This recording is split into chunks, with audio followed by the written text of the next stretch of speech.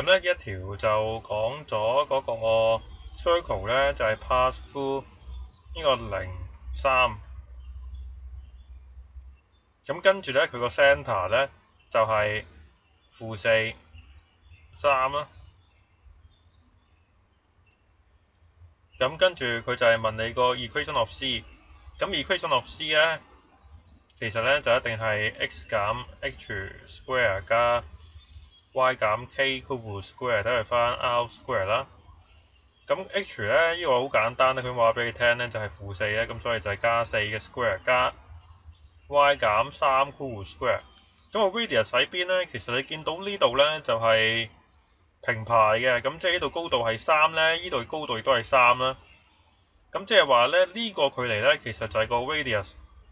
咁-4咁即係話佢個長度就係4啦，咁所以個 radius 就係4嘅 square。咁你呢度將呢啲咁嘅嘢爆開佢之後咧，就變咗 x square 加 8x 加16加 y square 減6y 再加9咧，就等於翻16啦。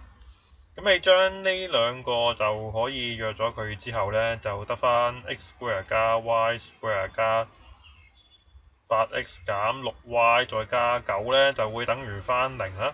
咁所以個答案咧就係 C 啦。